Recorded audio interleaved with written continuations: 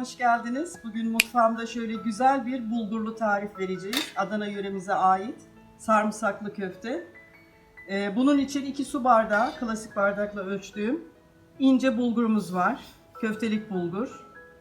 Yine aynı bardak ölçüsüyle 1 bardak kaynar suyumuzu üzerine ilave ediyorum. Şöyle her tarafına suyun gelmesini sağlıyorum. Bunu bu şekilde en az bir yarım saat dinlendireceğiz arkadaşlar. Üzerini kapatacağım ve bulgurumuzun şişmesini bekleyeceğim. Bulgurumuz şişti. Şimdi baharatları ve salçasını ilave edeceğim. Şöyle bir yemek kaşığı kadar biber salçamız. Şöyle 2 çay kaşığı kadar da tuzumu ilave ettim.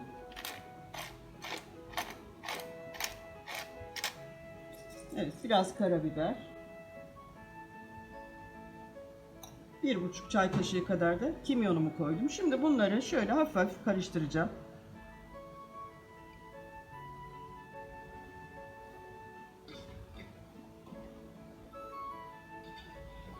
Evet, salçasını çok güzel yedirdik. Şimdi yarım su bardağı irmiği ilave ediyorum. Biraz su ilavesi yapıyorum. Yoğurmaya devam ediyoruz.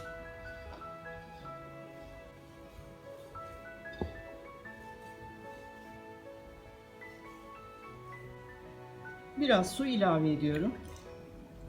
1 bardak aynı bardak ölçüsüyle unumu da koyuyorum.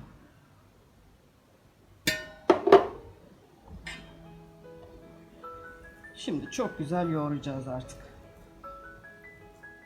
Ara ara elimizi ıslatabiliriz.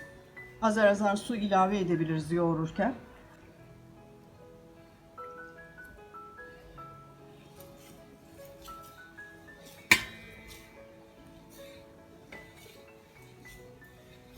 Çok güzel yoğruldu, sakız gibi oldu. Denemek için şöyle bir elimizi ıslatalım. Bakalım yuvarlanabiliyor mu?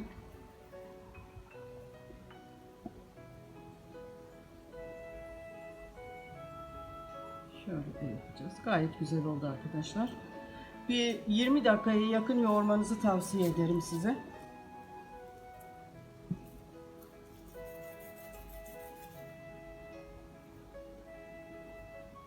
Fındıktan biraz büyük parçalar alalım. Elimizi sürekli ara ara ıslatalım.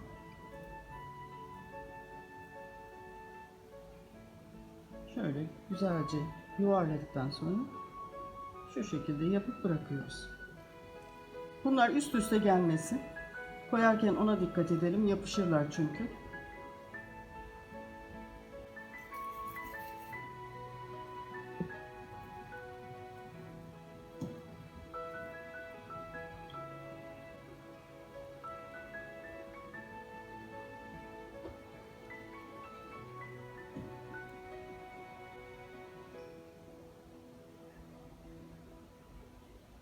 Sarımsaklı köftemizin sosunu hazırlıyorum. Tavamıza şöyle 1 çay bardağı zeytinyağı, bir yarım çay bardağı daha ilave edeceğim.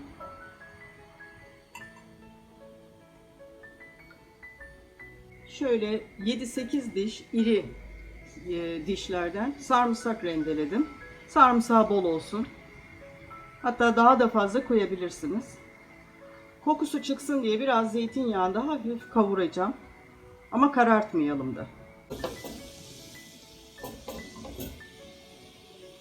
Şöyle 1,5 yemek kaşığına yakın biber salçası ilave ediyorum.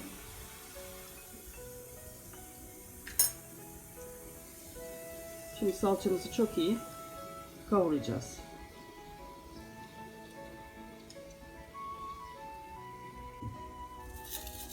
Şöyle biraz kuru nane.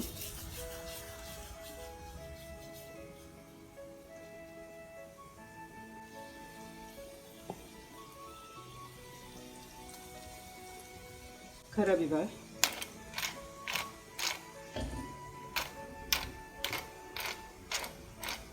Şöyle dolu dolu 2 çay kaşığı da acı pul biber koydum. 1 çay kaşığına yakın kimyon. Şöyle biraz karıştıralım.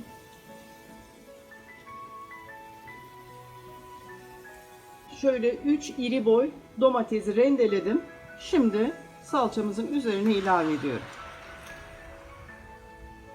Bunu çok güzel pişireceğiz şimdi.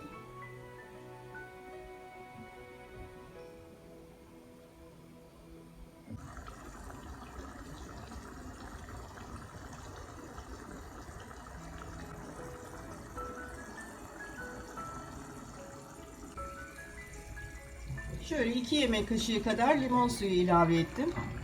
Biraz da tuz ilave edeceğim. Köftelerimizi haşlayacağım suya şöyle 2 çay kaşığı tuzumu ilave ediyorum. Şu büyüklükte bir limon tuzu ilave ediyorum.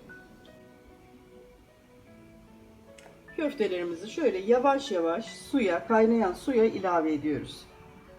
Çok hepsini bir anda elinize almaya kalkışmayın arkadaşlar. Hem yapışır hem dağılır.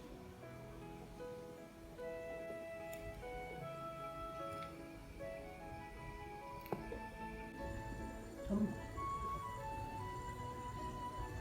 Kaynayan köftelerimizi şöyle süzgeçle hafif süzüyorum ve sosumuzun içerisine ilave ediyorum. Sosumuzun altı yanıyor.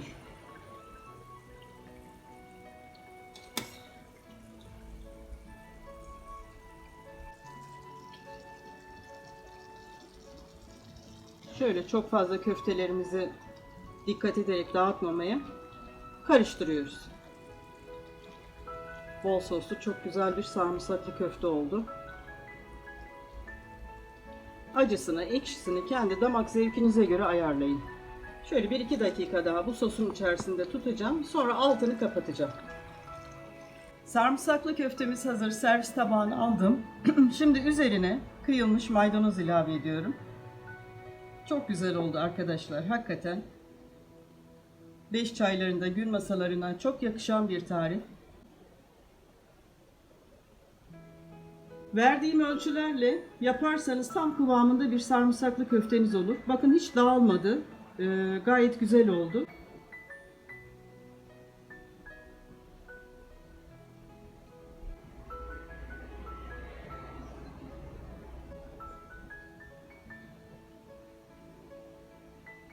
Bugünkü tarifimin de sonuna geldik arkadaşlar. Bir dahaki tarifte buluşmak üzere diyorum. Hoşça kalın.